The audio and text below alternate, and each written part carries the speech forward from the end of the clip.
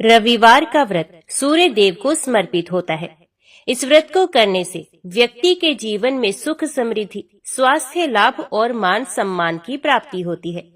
ऐसा माना जाता है कि इस व्रत को करने से सूर्य देव प्रसन्न होते हैं और भक्त को ऊर्जा, आत्मविश्वास और सफलता प्रदान करते हैं। सूर्य देव को आयु और स्वास्थ्य का देवता माना जाता है। इस व्रत से नेत्र, हृदय और हड्डियों की समस्याओं में लाभ होता है। ये व्रत नौकरी, व्यापार और सामाजिक प्रतिष्ठा को बढ़ाता है। कुंडली में सूर्य ग्रह कमजोर हो तो ये व्रत करने से उसका प्रभाव कम होता है। घर में सुख, समृद्धि और सौहार्द बना रहता है। पौराणिक कथा के अनुसार प्राचीन काल में एक वृद्ध महिला थी जो बहुत गरीब थी। वह रविवार के दिन व्रत रखती और सूर्य देव की उपासना करती थी। एक दिन सूर्य देव ने उसकी परीक्षा लेने के लिए एक साधु का रूप धारण किया और उससे भोजन मांगा। वृद्धा ने कहा कि वह उपवास पर है और उसके पास देने के लिए कुछ भी नहीं है, लेकिन उसकी भक्ति को देखकर सूर्य देव भगवान जो साधु बने हुए थे वो प्रसन्न हो गए और आशीर्वाद दिया कि वे धन धान्य से संपन्न हो जाएगी। कुछ ही दिनों में उसके घर में समृद्धि आ गई और उसकी गरीबी दूर हो गई। जब गांव के अन्य लोगों ने ये देखा तो वे भी रविवार का व्रत करने लगे। इस प्रकार रविवार व्रत की महिमा पूरे क्षेत्र में फैल गई और लोग इसे करने लगे। इस व्रत को करने के लिए प्रातः उठकर स्नान कर लाल वस्त्र धारण करें, सूर्य देव को जल अर्पित करें, सूर्य देव के मंत्रों का जाप करें, दिन भर फलाहार करें और अन्न न खाएं, सूर्य देव की कथा सुने और आरती करें। शाम को सूर्यास्त के बाद व्रत खोलें। इस दिन नमक और तेल का सेवन नहीं करना चाहिए। क्रोध और कटु वचन से बचे, दूसरों की सहायता करें और दान दें। इस प्रकार रविवार व्रत करने से सूर्य देव की कृपा प्राप्त होती है और जीवन में सुख, शांति व समृद्धि आती है। तो चलिए अब सुनते हैं सूर्य देव की पौराणिक कथा। एक था राजा और एक थी रानी। उनके पास सिपाही, घोड़े, दास दासियां, धन दौलत सब कुछ था, सिर्फ उन्हें संतान नहीं थी। इसी कारण राजा रानी बहुत ही दुखी रहते थे। संतान प्राप्ति के लिए उन्होंने हर तरह का दान धर्म, धार्मिक अनुष्ठान, जप मंत्र, व्रत, पूजा पाठ किए, लेकिन कोई फायदा नहीं हुआ। अब राजा रानी दोनों ही बुढ़ापे की ओर बढ़ते गए। बुढ़ापे की ओर बढ़ते गए तो होता क्या है कि दोनों गहन सोच में पड़ गए। अब हमारे इतने बड़े राज्य का क्या होगा? कौन बनेगा इस राज्य का वारिस? कौन लेगा प्रजा की जिम्मेदारी? राजा रानी दिन रात इसी चिंता में घुलने लगे। उन्हें खाने पीने की भी सुध न रही।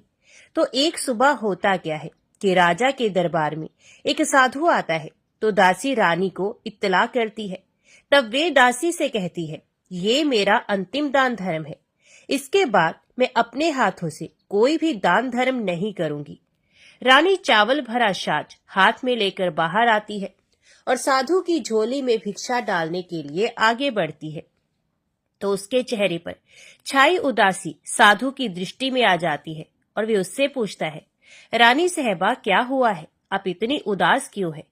तब रानी साधु को सारी हकीकत बताती है और सिसकने लगती है। उस पर वह साधु कुछ पल गंभीर हो जाता है और कहता है, रानी साहबा चिंता मत करना, आपकी संतान की इच्छा पूरी हो जाएगी। आपकी कोख से एक पुत्र जन्म लेगा। मात्र वह 14 साल तक ही आप लोगों को मिलेगा। उसके आगे वह इस मृत्यु लोक में नहीं रह पाएगा। इससे बढ़कर आपको कुछ देना मेरे लिए संभव नहीं। अपनी बात पूरी करते उसने अपनी झोली में हाथ डाला, थोड़ी सी भभूत निकालकर रानी को दी और कहा, आप और महाराज दोनों इसे बांटकर ग्रहण करना, तुम्हें जल्दी ही पुत्र की प्राप्ति होगी। इतना कहकर साधु अपनी राह चला गया। उसके जाने के बाद रानी सोचने लगी, 14 साल तो 14 साल ही सही, उतने समय के लिए हमें पुत्र मिलेगा, ये काफी है। उतने साल तक मैं उसे जी जान से बड़ा करूंगी, उसे ढेर सारा लाड़ प्यार करूंगी, अपनी संतान की मुराद पूरी करूंगी। उस रात अपना सारा राज काज खत्म करके राजा जब रानी के महल में गए तो रानी ने क्या किया कि राजा को सारी बात बताई और साधु की दी भभूत राजा को दिखाकर बोली, साधु महाराज ने ये भभूत हम दोनों को ग्रहण करने के लिए कहा है। तो राजा बोले, इतना दान धर्म किया, जप तप किया, कोई फल नहीं मिला, अब इस भभूत से हमें संतान प्राप्ति होगी क्या? उस पर रानी बोली, जब इतना सब कुछ किया तो अब ये भी सही, खामखा उस साधु के क्रोध को क्यों बुलावा दे। राजा को अब किसी पर विश्वास नहीं था, लेकिन पत्नी को दुख न पहुंचे इसलिए वह राजी हो गया। राजा राजी हो गया तो फिर क्या होता है कि राजा रानी दोनों नहाते धोते हैं, फिर अपने भगवान का नाम स्मरण करते हैं, अपने पुरखों को स्मरण करते हैं और उस साधु महाराज का नाम स्मरण करके वे भभूत बांटकर दोनों खाते हैं। उसके बाद दोनों निश्चिंत होकर सो जाते हैं। तो कुछ दिन गुजर जाते हैं और साधु द्वारा कहे अनुसार रानी गर्भवती हो जाती है। उस पर राजा रानी दोनों की खुशी गगन में नहीं समाती। राजा रानी से बोला, महारानी, सचमुच साधु महाराज की कृपा हो गई। तो 9 माह 9 दिन और 9 घंटे पूरे होकर रानी ने एक सुंदर गोरे पुत्र को जन्म दिया। राजा ने बड़ी धूमधाम से पुत्र का नामकरण संस्कार किया। सारे राज्य में 8 दिन तक अन्न संतर्पण रखा, उत्सव मनाया गया। अब पुत्र की कुंडली देखने के लिए राज्य के सबसे विद्वान पंडित जी को बुलवाया। तो कुंडली देखकर पंडित जी बड़े चिंतित हो गए और कहने लगे, महाराज, हमारा राजपुत्र सिर्फ 14 साल तक हमारे पास रहेगा। राजा को इस बात की भनक थी, रानी को भी साधु महाराज की बात याद थी। दोनों चुप रह जाते हैं। उसके बाद राजा और रानी बड़े लाड़ प्यार से बेटे की परवरिश करते हैं, उसकी हर ख्वाहिश को पूरा करते हैं। थोड़े समय के लिए ही सही, भगवान ने संतान की अपनी मुराद पूरी कर दी, इसी से वे समाधान मानते हैं। राजपुत्र दिन प्रतिदिन बड़ा होता है। जब वे 7 साल का हो जाता है तो राजा एक अच्छे गुरु की नियुक्ति करके उसे पढ़ाई लिखाई, राजशास्त्र, शस्त्र विद्या, घुड़सवारी इत्यादि 12 विद्याओं का शिक्षण देते हैं। जब वह सब शस्त्र विद्या में पारंगत हो जाता है और 12 साल की उम्र का हो जाता है, तब एक अच्छी सी राजकन्या को खोजकर उसकी शादी कर देते हैं। तो 2 साल और बीत जाते हैं। बेटा 14 साल का हो जाता है। एक दिन राजपुत्र राजा से बोलता है, पिताजी, मैं अपना सारा राज्य घूमकर देखना चाहता हूँ। आज तक मैंने सिर्फ इस राजवाड़े के अतिरिक्त कुछ नहीं देखा है। बेटे की बात सुनकर राजा चिंतित हो जाता है, क्योंकि पुत्र का 14वां साल शुरू हुआ था। अब कोई अनहोनी होने का वक्त नजदीक आ पहुंचा था। लेकिन राजा ये सब बातें पुत्र को बता नहीं सकता था। वह क्या करता है कि चेहरे पर खुशी लाकर बेटे से कहता है, हाँ हाँ, जरूर जाओ बेटा, तुम्हें अपना सारा राज्य घूमकर देखना चाहिए। कहाँ क्या है ये सब जानना चाहिए। कल मेरे बाद तुम्ही को तो राजा बनना है। मात्र एक बात का ध्यान रखें, तुम जहाँ जा रहे हो, क्या कर रहे हो, ये बात अपनी पत्नी को नहीं बताना। पुत्र कहता है, ठीक है पिताजी, आपने जो कहा है मैं वैसा ही करूंगा। तो होता क्या है कि राजपुत्र दिन भर अपनी पत्नी के साथ मौज मस्ती करता है, खुशियां मनाता है और रात को ठीक 12 बजे बिस्तर से उठकर बाहर चला जाता है। फिर पौ फटने से पहले वापस अपने महल में आकर सो जाता है। ऐसे बहुत दिनों तक चलता रहा। अब पुत्र का 14वां साल खत्म होने में कुछ दिन ही बाकी रहते हैं। इतने में क्या होता है कि उसकी पत्नी यानी छोटी रानी रात में जाग जाती है। वे देखती है कि बिस्तर पर राजपुत्र नहीं है, कि महल में सब जगह देखती है तो राजपुत्र कहीं भी नजर नहीं आता। तो वे क्या करेगी, किससे कहेगी? वे चुपचाप रहती है। फिर भोर होने पर वे देखती है कि उसका पत्नी अपनी जगह पर ही सोया हुआ है। वे पति से कुछ नहीं पूछती।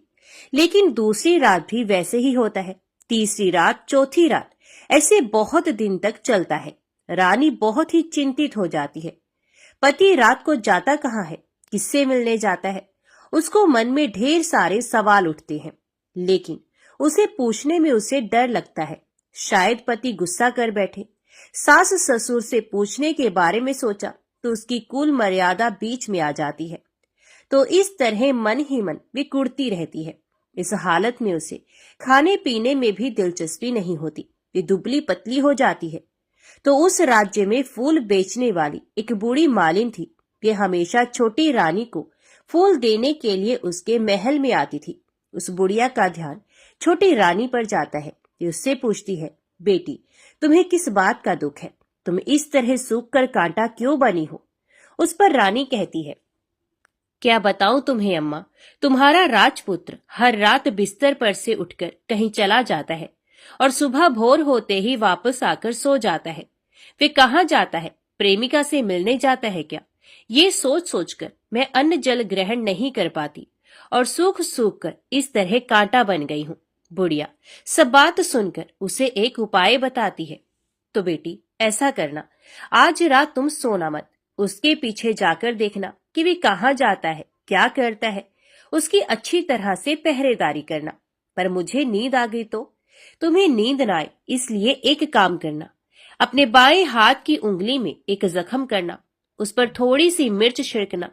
उससे तुम्हें बड़ी जलन होगी और उस पीड़ा से तुम्हें रात भर नींद भी नहीं आएगी। रानी बुढ़िया के कहे अनुसार ही करती है। उंगली की जलन से उसे बड़ी देर तक नींद नहीं आती, लेकिन बाद में वे सो जाती है। दूसरे दिन सुबह बुढ़िया फूल लेकर उसके महल में पहुंचती है और पूछती है, क्या हुआ बेटी, देख पाई क्या पति कहाँ जाता है? रानी कहती है, नहीं अम्मा, पहले कुछ समय जलन के कारण मुझे नींद नहीं आई, पर कुछ देर के पश्चात मैं तो सो गई। बुढ़िया कहती है, कोई बात नहीं, आज तुम उंगली पर पहले से थोड़ा बड़ा जख्म करना और ज्यादा मिर्च लगाना। तो रानी वैसे ही करती है, परंतु वे सिर्फ पति के बिस्तर से उठकर बाहर निकलते वक्त तक जाग पाई। वे उसके पीछे नहीं जा सकी क्योंकि उसकी आंखें उस समय तक मुंद गई थी। दूसरे दिन सुबह बुढ़िया फिर आती है तो उसने पूछने से पहले ही रानी रोकर कहती है, अम्मा, मैं आज भी उनकी पहरेदारी ठीक तरह से नहीं कर पाई। बुढ़िया कहती है, रोना नहीं बेटी, सब कुछ ठीक हो जाएगा। तुम आज रात जख्म और बड़ा करना और उस पर ज्यादा मिर्च लगाना, और एक काम करना, वे जब जाने के लिए निकलता है तो उसका रास्ता रोकना। बुढ़िया ने जैसा बताया रानी वैसा ही करती है। आज रात उसे नींद नहीं आती। पति रात 12 बजे बिस्तर से उठकर जब महल से निकलने के लिए चलने लगता है तो वह बुढ़िया ने जैसे बताया वैसे ही करती है। दौड़कर जाकर पति का रास्ता रोकती है और कहती है, कहाँ जा रहे हो, किससे मिलने जा रहे हो, मुझे सब बताओ। राजपुत्र उसे समझाने की बहुत कोशिश करता है, देखो, अगर मैंने तुम्हें वह बताया तो मैं तुम्हें दोबारा नहीं मिल पाऊंगा। कोई बात नहीं, ना मिल पाओ, लेकिन आप रात के समय कहाँ जाते हो ये मुझे पहले बता दीजिए। राजपुत्र निरुपाय हो जाता है। पत्नी की जिद के आगे उसकी एक नहीं चल पाती। ठीक उसी समय उसका 14वां साल खत्म होकर 15वां साल लगने वाला था। जो होता है वह हो जाने दो, वे सोचता है, और कुछ चावल मंत्रों से सिद्ध करके पत्नी को देकर कहता है, इन चावलों के दानों को दोनों हाथों की मुट्ठी में पकड़ना। पहले दाएं हाथ में पकड़े चावल मेरे ऊपर फेंकना, मैं कौन हूं तुम्हें पता चल जाएगा। बाद में बाएं हाथ में पकड़े चावल मेरे ऊपर फेंकना, मैं जैसा था तुम्हें मिल जाऊंगा। लेकिन यदि तुम बाएं हाथ के चावल मेरे ऊपर फेंकना भूल गई तो मैं तुम्हें कभी नहीं मिल पाऊंगा। रानी ने कहा, नहीं भूलूंगी। रानी बड़े आत्मविश्वास के साथ कहकर दाएं हाथ में पकड़े चावल पति के ऊपर फेंक देती है तो राजपुत्र एकदम एक विशाल घोड़ा बन जाता है। एकदम उम्दा, सफेद, गर्दन पर लंबी अयाल। देखते ही देखते वे तेजी से दौड़ने लगता है। रानी उस घोड़े को एकदम भौचक्की होकर देखने लगती है और पति ने बाएं हाथ के चावल फेंकने की जो बात कही थी वे भूल जाती है। उसकी आंखों के सामने घोड़ा महल से बाहर निकलकर चला जाता है। घोड़ा जो महल से बाहर जाता है तो वापस नहीं आता। अब रानी को बड़ा पश्चाताप होता है। वे स्वयं को कोसने लगती है, लेकिन अब उसका कोई फायदा नहीं होने वाला था। राजपुत्र अब वापस नहीं आने वाला था। सुबह होते ही महाराजा महारानी को सब बात पता चलती है। उन्हें बहुत दुख होता है। वे बिस्तर पकड़ते हैं और राह देखते हैं कि एक दिन उनका बेटा वापस आ जाए। इस तरह 1 महीना गुजर जाता है, 2 महीने गुजरते हैं, 3 महीने गुजर जाते हैं, आखिर 6 महीने पूरे होते हैं। राजपुत्र का कोई अता पता नहीं लगता। प्रधान राजपुत्र को ढूंढने के लिए राज्य के गांव-गांव सिपाही भेजता है। लेकिन उन्हें कोई सफलता नहीं मिलती। इधर रानी अपनी हठ के कारण पति गायब हो गया ये सोचकर स्वयं को मन ही मन कोसती है और प्रण लेती है कि कुछ भी करके पति को ढूंढ के लाएगी और उसे वापस घर लेकर आएगी। एक दिन वे सुबह उठकर सास ससुर के महल में जाती है और कहती है कि मैं अपने पति की खोज में जा रही हूँ। महाराजा महारानी को और क्या चाहिए था, कुछ भी करके उनको बेटा उन्हें वापस मिलना चाहिए था। वे बहू को जाने की अनुमति देकर कहने लगे, बेटी तुम्हें जो चाहे वो करो, जहाँ जाना है वहाँ जाओ, लेकिन हमारे बेटे को वापस लेकर आओ, भगवान तुम्हें कामयाबी दे। अब रानी क्या करती है कि अपना शाही वेश बदलकर एक सेठानी बन जाती है। कुछ दास दासियों को, कुछ नौकरों को साथ में लिया, कुछ सामान साथ लिया और राज्य की सीमा पर जाकर वहां एक भोजनालय खोल दिया। वहां आने वाले सब यात्रियों को खाना मुफ्त में देने लगी। मात्र एक शर्त रखी कि खाने वाले को उसकी देखी कोई अजीब चीज उसकी मालकिन को यानी राजकन्या को बतानी पड़ेगी। तो वहां आने वाला हर नागरिक अपनी तरफ से मैंने ये देखा, मैंने वह देखा, ये कहकर वहां से मुफ्त खाना खाकर जाता था। परंतु रानी को जो बात चाहिए थी वे अब तक नहीं मिली थी। ऐसे ही कुछ दिन और बीत गए। तो इधर क्या होता है कि रानी के महल फूल लेकर जाने वाली बुढ़िया के एक बेटा और बहू थे। उनका एक छोटा बेटा था, यानी बुढ़िया का एक पोता था। तो बेटा और बहू सुबह काम के लिए निकलते थे, तो पोते को संभालने की जिम्मेदारी बुढ़िया पर रहती थी। बुढ़िया दिन भर पोते को संभालती थी। एक दिन होता क्या है कि बुढ़िया को पान खाने की आदत थी, तो पान लगाने के लिए चूना चाहिए था। वे उसे तैयार करने के लिए सीपियां लेकर आई। इन सीपियों को भूनने के लिए गोबर के कंडे चाहिए थे। कंडे इकट्ठा करने के लिए वे बांस की टोकरी लेकर चरवाहे के मैदान में गई। वहां बहुत सारे कंडे थे। उन्हें जमा करते करते उसे घर आने में अंधेरा हो गया। इस ओर शाम होते ही काम से वापस बेटा बहू घर पहुंचे तो देखा कि बच्चा घर पर अकेला है और रो रहा है। वे दोनों गुस्से से लाल पीले हो गए। इतने में बुढ़िया घर आ गई। बेटा ने पूछा, पोते को घर अकेला छोड़कर कहाँ गई थी? बुढ़िया बताने लगी कि मैं गोबर के कंडे इकट्ठे करने गई थी। इस पर बेटा बोला, दोबारा बच्चे को अकेला घर पर छोड़कर यदि कहीं गई तो मैं तुम्हें बहुत पीटूंगा। बुढ़िया कहने लगी, नहीं बेटा, फिर कभी ऐसा नहीं करूंगी। लेकिन दूसरे ही दिन बुढ़िया ये बात फिर से भूल गई और फिर चरवाहे के मैदान पर कंडे इकट्ठा करने चली गई। शाम को जब बेटा बहू काम से वापस लौटे तो देखती हैं कि बच्चा घर पर अकेला है और रो रहा है। अब उसके बेटे की सहन शक्ति खत्म होने लगी और बुढ़िया के वापस आने पर उसे घर से निकाल दिया। बुढ़िया रात भर घर के बाहर अंधेरे में बैठी रही और सुबह होते ही हाथ में टोकरी लेकर कंडे इकट्ठा करने के लिए निकल गई।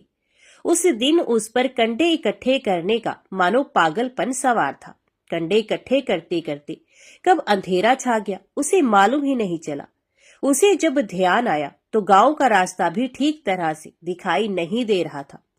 वे अंधेरे में आंखें फाड़कर देखती देखती किसी तरह आगे निकल पड़ी। तो होता क्या है कि एक कपिला गाय छन छन की आवाज करती, गले की घंटी बजाती ठुमक कर उस मैदान पर गई। उसे देखकर बुढ़िया सोचने लगी कि इस गाय के पीछे पीछे जाऊंगी तो गांव तक पहुंच जाऊंगी। तब बुढ़िया उसके पीछे पीछे जाने लगी। वे गाय क्या करती है कि उस मैदान से लेकर एक एक करके 6 मैदान पार करती है। आखिर में वे 7वें मैदान तक पहुंचती है। तो वहां क्या होता है कि उस मैदान पर एक बड़ा सा पत्थर है। गाय जाकर उस पत्थर को अपना सींग मारती है। सींग मारा तो वे पत्थर दूर हट गया और पाताल में नीचे जाने की सीढ़ियां दिखाई देने लगी। तब वे गाय उन सीढ़ियों से नीचे जाने लगी। बुढ़िया वे सब देखती रही और झट जाकर गाय की पूंछ को पकड़ लिया। पूंछ पकड़कर वे गाय के साथ नीचे पाताल में पहुंच गए। पाताल में पहुंचते ही तुरंत गाय की पूंछ छोड़ दी और इधर उधर देखने लगी। वहीं से बुढ़िया ने देखा कि पाताल में सब जगह जगमगाहट है, दिया दीप जलते हैं और तेज रोशनी गाय के ऊपर पड़ती है और वहां अद्भुत घटनाएं घटने लगी।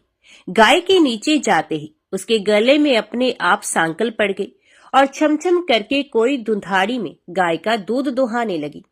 लेकिन जो कोई भी ये कर रहा था वे मात्र दिखाई नहीं दे रहा। बुढ़िया बहुत घबरा गई, कहाँ आकर फंस गई। वे सोचने लगी और यहाँ वहां छिपने के लिए जगह ढूंढने लगी, लेकिन उसे कहीं भी जगह नहीं मिली। हर जगह उजाला ही उजाला था। तो वे यूं एक कोने में खड़ी रह गई और जो कुछ सामने हो रहा था उसे चुपचाप देखने लगी। कुछ पल के बाद वहां झट से एक उम्दा सफेद घोड़ा आया। वहां 2 कुंड थे, उसमें से एक कुंड में उस घोड़े ने छलांग लगाई और ऊपर आ गया। अब उसे राजपुत्र का रूप प्राप्त हो गया। राजपुत्र बनने के बाद उसने दूसरे कुंड के पानी में स्नान किया। वहां रखे गए नए कपड़े पहने। नजदीक ही एक सुंदर पलंग था, उस पर आकर वे बैठ गया। उसके सामने अपने आप 5 पकवानों की थाली आ गई। दूध की एक प्याली आ गई, पान सुपारी आ गई। उसके सामने एक दिया जलता रहा। राजपुत्र ने खाना खाया, दूध पिया, पान सुपारी खाया और बिस्तर पर लेट जाने से पहले सूर्यदेव का स्मरण करके सामने जलते दिए से पूछा, दिए दिए दीपंकर, मेरे माता पिता क्या कर रहे हैं? दिया बताने लगा, बेटे के शोक में डूबे हैं। राजपुत्र ने पूछा, राज्य कौन संभाल रहा है? तो दिया बोला, राज्य प्रधान संभालता है। राजपुत्र ने पूछा, मेरी पत्नी क्या करती है? तो दिए ने कहा, उसने चौराहे पर भोजनालय शुरू किया है और आते जाते लोगों से वे नई खबर के बारे में पूछती है। दिए के ये कहते ही राजपुत्र कहते हैं, ठीक है। उसके बाद वे सो गया। बुढ़िया कोने में खड़ी रहकर ये सब देखती रही। ऐसी अद्भुत घटना उसने जिंदगी में पहली बार देखी थी। उसे अंदर ही अंदर चुलबुलाहट होने लगी। वे अपनी भूख प्यास भूल गई और आगे क्या होता है कि वे बेचैनी से सब कुछ देखने लगती है। लेकिन उसके बाद और कुछ घटनाएं नहीं घटती। रात गुजर गई और सुबह हो गई। सुबह होने पर पलंग पर सोया राजपुत्र उठा और फिर से पहले वाले कुंड में छलांग लगाई। तो अब वे फिर से घोड़ा बनकर कुंड से बाहर आ गया। बाहर आते ही वे तेजी से उस पाताल नगरी से बाहर निकल गया। लेकिन वे कहाँ गया, बुढ़िया को कुछ पता नहीं चला। उसके बाद पिछली रात की तरह कोई उस गाय का छमछम करके दूध दोहने लगा। जैसे ही दूध दोहाना खत्म हुआ, उसके गले की सांकल अपने आप खुल गई और वह गाय तेजी से ऊपर जाने वाली सीढ़ियों की ओर भागने लगी। गाय को दौड़ते देखकर बुढ़िया सोचने लगी, अब गाय के साथ यहाँ से ऊपर जाना ही समझदारी है, नहीं तो कोई मुसीबत आकर मेरे ऊपर टपक जाएगी। झट से उसने गाय की पूंछ पकड़ ली और गाय के साथ ऊपर आ गई। गाय जब ऊपर मैदान में पहुंची तो सुरंग का रास्ता अपने आप बंद हो गया और उसके मुंह पर एक बड़ा सा पत्थर पूर्वत खड़ा हो गया। ऊपर आकर वह गाय जंगल की ओर निकल गई तो इधर बुढ़िया एकदम बावली सी गई। उसने पाताल नगरी में जो कुछ देखा वे जल्द से जल्द किसी को बताने के लिए उतावली हो उठी। उसे एकदम याद आया कि नगर की सीमा पर कोई औरत भोजनालय चलाती है और नई बात बताने वाले को अच्छा खाना पीना मुफ्त में देती है। और वे सोचने लगी, क्यों ना मैं ये बात उस औरत को जाकर बताऊं। यदि उसे ये बात पसंद आ गई तो बाकी जीवन खाने पीने की झंझट से मुक्ति मिलेगी। बुढ़िया ने मन में तय किया और तुरंत उस भोजनालय के द्वार पर टंगे नगाड़े के सामने खड़ी हो गई और जोर जोर से नगाड़ा बजाना शुरू कर दिया। नगाड़े के इस तरह शोर सुनकर मालकिन यानी कि छोटी रानी मन में प्रसन्न हो जाती है कि शायद कोई बड़ी बात लेकर यहाँ आया है। रानी सिपाहियों को आदेश देती है, जाइए और जो कोई आया है उसकी अच्छी खातिरदारी कीजिए। आदेश पाते ही सिपाही नीचे दौड़ गए तो एक बुढ़िया नगाड़ा बजा रही थी। उन्होंने पूछा, क्यों री बुढ़िया, क्या हुआ, क्यों नगाड़ा बजा रही हो? तो बुढ़िया बोली, कुछ नहीं बेटा, यहाँ खाना मिलता है ना, इसलिए आई हूँ। खाना चाहिए, मिलेगा, लेकिन तुझे कोई बात बतानी पड़ेगी। हाँ बताऊंगी, एक बात मालूम है मुझे। इस पर सिपाही उसे अंदर लेकर आए। उनको मालकिन का आदेश था कि जो कोई बूढ़ा बुजुर्ग वहां आए उनके साथ अच्छी तरह पेश आना, उनका अच्छा आदर सत्कार करना। तो सिपाही ने उस बुढ़िया का भरपूर आदर आतिथ्य किया। उसे बड़ी सी थाली भरकर व्यंजन परोसते हैं। बुढ़िया कुछ दिनों से भूखी थी, ये खाने पर टूट पड़ी। खाना खाने के बाद सिपाही ने उसे नई साड़ी पहनने को दी। उसके बाद उसे लेकर रानी के पास आए। बुढ़िया और रानी ने तुरंत एक दूसरे को पहचान लिया। बुढ़िया बोली, बेटी तुम, और रानी बोली, अम्मा तुम। बड़ी देर तक दोनों भांति भांति की बातें करती रही। आखिर कुंवरनी बुढ़िया से कहने लगी, अम्मा, अब बताओ तुमने क्या नई बात देखी है? नई बात? मैंने कोई नई बात नहीं देखी है। वे तो मेरे पास तुम्हें देने के लिए खाने के पैसे नहीं थे, इसलिए मैंने झूठ कहा और नगाड़ा बजाया। रानी ने कहा, अम्मा घबराना नहीं, मैं किसी को तुम्हारा नाम नहीं बताऊंगी। फिर भी बुढ़िया मैंने क्या देखा, कब देखा करके आनाकानी करने लगी। इस पर रानी ने उससे कहा, देखो अम्मा, यदि तुमने मुझे वह नई बात बताई तो जिंदगी भर मैं तुम्हारी देखभाल करूंगी, तुम्हें रानी माता की तरह रखूंगी। अब बुढ़िया बताने को तैयार हो गई। उसने जो कुछ उस चारगाह वाले मैदान पर देखा था वे सब कुछ रानी को बता दिया। बुढ़िया की ये बातें सुनकर रानी को यकीन हो गया कि वह राजपुत्र उसी का पति है। वे तुरंत बुढ़िया से कहने लगी, अम्मा मुझे उस जगह पर ले चलो। नहीं बेटी, वे पाताल राज्य है, सांप है। यदि किसी ने तुम्हें देख लिया तो तुम्हारी जान खतरे में पड़ सकती है। लेकिन रानी उसकी एक भी नहीं सुनती, उसे उस जगह ले जाने के लिए हठ करने लगती है। आखिर में बुढ़िया ने उसका कहना मान लिया और कहने लगी, ठीक है, मैं तुम्हें वहां लेकर चलती हूँ, पर आज नहीं कल। वहां जाना है तो शाम को ही जाना होगा। तो दूसरे दिन दोपहर को रानी बुढ़िया के साथ उस मैदान पर गई और एक जगह छुपकर गाय के आने की राह देखने लगी। दिन ढलते ही अंधेरा घेरने लग गया और गाय हमेशा की तरह वहां आ गई। मैदान के उस कोने में जाकर उसने पत्थर पर सींग मारा तो झट से पत्थर हटकर वहां सुरंग में जाने का रास्ता खुल गया। गाय उस रास्ते से नीचे उतरने लगी तो बुढ़िया रानी से कहने लगी, जल्दी आगे बढ़ो बिटिया, हम गाय की पूंछ पकड़कर नीचे उतरेंगे। तो दोनों गाय की पूंछ पकड़कर नीचे उतर गई। बुढ़िया पहले जिस कोने में छिपी थी उस कोने में छिप गई। अब नीचे सब कुछ पहले जैसा घटित हो रहा था। गाय के गले में अपने आप सांकल पड़ गई। कोई अदृश्य रूप से उसका दूध दोहने लगा। एक सफेद उम्दा घोड़े ने आकर एक कुंड में छलांग लगाई तो राजपुत्र के रूप में ऊपर आया। ये राजपुत्र दूसरे कुंड में नहाने लगा। बाद में उसके सामने खाने की थाली आ गई, दूध की प्याली आ गई, पान बीड़ा आ गया। राजपुत्र सब ग्रहण करके सोने के लिए पलंग पर गया तो सोने से पहले सूर्यदेव का स्मरण करके वे दिए से पूछने लगा, दिए दिए दीपंकर, मेरे माता पिता क्या कर रहे हैं? तो दिया कुछ जवाब नहीं देता बल्कि वे बुझने लगता है। तब राजपुत्र को कुछ अघटित हुआ है इसका संदेह हो गया है। वे उदास हो गया है और जो कुछ हुआ है वे हो जाने दो, ऐसा सोचकर सोने के लिए बिस्तर पर लेट गया। अब रानी का संयम छूट गया। वे दौड़कर पति के पास गई और उसके पैर पकड़ने के लिए आगे बढ़ने लगी। राजपुत्र तुरंत ही पत्नी को पहचान गया और वे झट से पीछे हट गया और चिल्लाने लगा, नहीं नहीं, मुझे मत छूना, सर्वनाश हो जाएगा। रानी दोनों हाथ जोड़कर पति से अपनी भूल स्वीकार करने लगी, स्वामी मुझसे भूल हो गई, मुझे आपसे नहीं पूछना चाहिए था कि आप रात को कहाँ जाते हो। मैं अपनी भूल स्वीकार करती हूँ, मुझे मेरी भूल की सजा मिल गई है। अब आप घर चले। आपके वियोग में आपके माता पिता ने बिस्तर पकड़ लिया है, आपकी प्रजा भी बहुत दुखी है।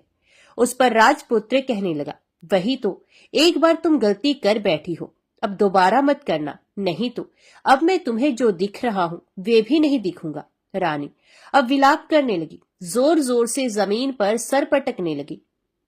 राजपुत्र के मन में उसके प्रति दया उत्पन्न हो गई और वे उससे कहने लगा, यदि तुम मुझे पाना चाहती हो तो तुम्हें एक काम करना होगा। काम कठिन है लेकिन वे तुम्हें अकेला करना होगा। कहो स्वामी, कितना भी कठिन काम हो मैं वे पूर्ण करूंगी। तो रानी कहने लगी। इस पर राजपुत्र ने उसे बताया, इस पाताल से ऊपर जाते ही तुम्हें एक घना जंगल नजर आएगा।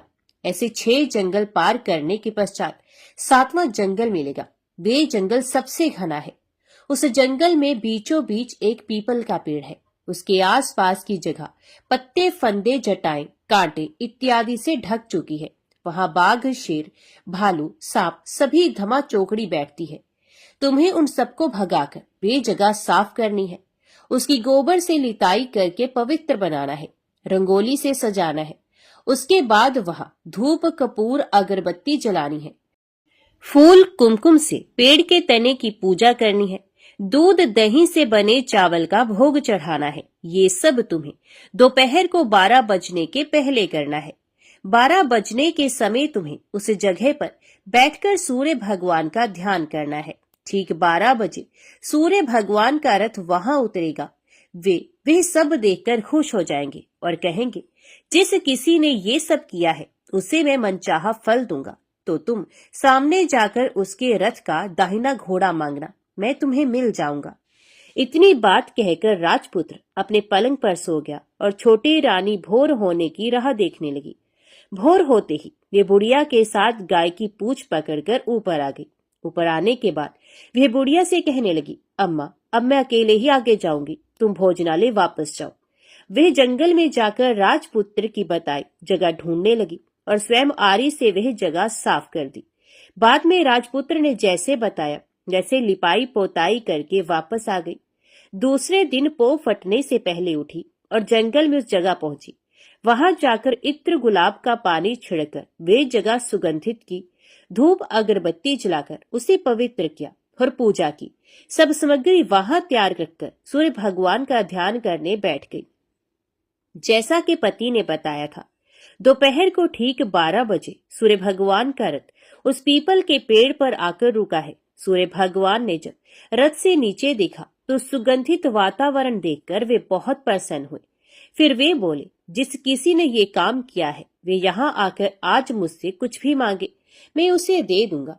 रानी ने जब ये शब्द सुने तो बिना समय गवाए दौड़कर उनके सामने आ गई और उनको साष्टांग नमस्कार करके बोली, हे भगवान, वे मैं ही हूँ, मैंने ही जगह साफ की है। अच्छा, तो तुम्हें जो चाहिए वे मांगो। तो रानी बोली, भगवान, मुझे आपके रथ का दाहिना घोड़ा चाहिए। तो सूर्य भगवान बोले, नहीं नहीं, मैं तुम्हें और कुछ भी दे सकता हूँ, लेकिन ये घोड़ा नहीं दे सकता। मेरे रथ के 12 घोड़े हैं, तुम चाहो तो कोई और घोड़ा मांग लो, लेकिन ये दाहिना घोड़ा नहीं, वे मैं नहीं दे सकता। छोटी रानी ने एक नहीं सुनी। वे सूर्य देव से एक ही बात कह रही थी, वही दाहिना घोड़ा दे दीजिए, नहीं तो मैं आपके पैरों में गिरकर अपनी जान दे दूंगी। अब सूर्य देव धर्म संकट में पड़ गए। उन्होंने वचन दे दिया था, अब अपने वचन से पलट भी नहीं सकते थे। ठीक है, दे दिया तुम्हें घोड़ा, सूर्यदेव ने कहा। फिर एक बात और भी कही, देखो, मैंने तुम्हें घोड़ा तो दिया है, लेकिन वे तुम्हें यहाँ नहीं मिलेगा, तुम्हें उसे पाताल में जाकर लाना होगा। रानी बोली, पाताल में ही क्या भगवान, मैं उन्हें पाने के लिए कहीं भी जा सकती हूँ। रानी को वचन देकर सूर्यदेव अपने मार्ग पर चले गए और इधर रानी जंगल से अपने भोजनालय में आ गई। फिर वह बुढ़िया को लेकर उस मैदान पर आ गई। जल्दी ही शाम हो गई। शाम होते ही वहां वे गाय आ गई और उसने सींग मारकर सुरंग का पत्थर हटा दिया तथा नीचे उतरने लगी। रानी और बुढ़िया जल्दी जल्दी उसकी पूंछ पकड़कर नीचे उतरी। नीचे पाताल में सब घटनाएं पहले की तरह ही घटने लगी। घोड़े का एक कुंड में नहाकर राजपुत्र बन जाना, नहा धोकर पलंग पर जाकर बैठना, तो उसे खाने की थाली, दूध की प्याली आना, पान बीड़ा आना। लेकिन आज एक बात नहीं घटी।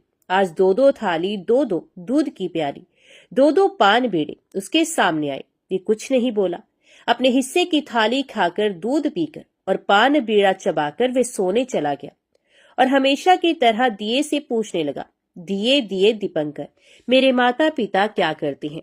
दिए ने बताया, वे दोनों तुम्हारे शोक में मरने की स्थिति में पहुंच गए हैं। ऐसा झट से उसकी आंखों में आंसू टपकने लगे। फिर वे पूछने लगा, दिए दिए दीपंकर, मेरा राज्य कौन चला रहा है? दिए ने कहा, तुम्हारा राज्य प्रधान चला रहा है और वे सब कुछ हड़प कर चुका है। वे प्रजा पर बहुत अत्याचार कर रहा है। सुनकर राजपुत्र को बहुत गुस्सा आया। वे गुस्से से अपनी मुट्ठी भींचने लगा। अब वे पूछने लगा, दिए दिए दीपंकर, मेरी पत्नी क्या कर रही है? तब दिया कुछ ना बोला और चुप रहा। अब रानी का स्वयं जवाब दे गया। वे दौड़कर पति के गले लगे। राजपुत्र कहने लगा, अब मैं तुम्हें मिल गया। रानी ने कहा, सच कहते हो, अब आप फिर से घोड़ा तो नहीं बनोगे ना? राजकुमार ने कहा, नहीं, दोबारा घोड़ा नहीं बनूंगा। तुमने जो इतने सारे कष्ट उठाए हैं मुझे पाने के लिए, इसलिए सूर्य देव ने मुझे सदा के लिए घोड़े के जन्म से मुक्त कर दिया है। राजपुत्र ने बड़े प्यार से कहा और उसे गले लगा लिया। उसके आंसू पहुंचे। कुछ देर के पश्चात भोर हो गई तो गाय की श्रृंखला टूटकर वे ऊपर भूलोक जाने लगी। रानी, राजपुत्र और बुढ़िया उसकी पूंछ पकड़कर ऊपर आ गई। ऊपर आने पर वे सीधे भोजनालय में पहुंचे। वहां का सब सामान लोगों में बांट दिया और उसको ताला लगाकर अपने राज्य में लौट गए। राजपुत्र वापस आता और उसके तेवर देखकर प्रधान घबरा गया। राजपुत्र ने उसे बंदी बनाकर कैदखाने में डाल दिया और राज्य की वागडोर अपने हाथ में ले ली। उसके बाद वह अपने माता पिता को मिलने उनके महल में गया। तब राजपुत्र क्या देखता है कि उसके माता पिता उसके शोक में अस्थि पंजर बन गए हैं। पुत्र को वापस आया देखकर मरणासन राजा रानी की आंखों से टप टप आंसू बहने लगे। इन दोनों ने पुत्र को गले लगाया, उसे प्यार से सहलाया। इतना होने के बाद उनकी सेहत में एकदम सुधार आने लगा। वे अब बिस्तर से उठकर बैठ गए हैं, पुत्र को आशीष देने लगे हैं। राजपुत्र के आने की खबर तुरंत राज्य भर में फैल गई। प्रजा खुशी से फूली नहीं समाई। प्रजाजन राजमहल के सामने इकट्ठे हो गए। राजपुत्र ने भी उन्हें दर्शन दिए और आज से उन्हें कोई दुख नहीं पहुंचाएगा, ऐसा वचन भी दिया। अब राजा अपने पुत्र का राज्य अभिषेक करके उसे सिंहासन पर बिठाता है और बहू को महारानी का दर्जा देता है और स्वयं अपनी पत्नी के साथ ईश्वर स्मरण करते खुशी से दिन बिताता है। महाराजा बना राजपुत्र अच्छी तरह से राज्य चलाने लगा और अपनी पत्नी के साथ सुख शांति से जीवन बिताने लगा। उस बुढ़िया को रानी ने अपने पास ही रख लिया, उसकी अच्छी तरह से देखभाल करने लगी। बुढ़िया और उसके बुढ़ापे के दिन खुशी से गुजरने लगे। तो सब प्रेम से बोलो सूर्य नारायण भगवान की जय। आज की वीडियो में इतना ही। उम्मीद करती हूँ वीडियो आपको पसंद आई होगी। वीडियो पसंद आई हो तो वीडियो को लाइक और चैनल को सब्सक्राइब जरूर कीजिएगा। जय सूर्यदेव लिखकर कमेंट बॉक्स में अपनी हाजिरी और अपने सुझाव देना ना भूलेगा। तो मिलते हैं अगली कथा अगली वीडियो के साथ। तब तक के लिए देखते व सुनते रहिए। जय मां कंचन, जय माता दी।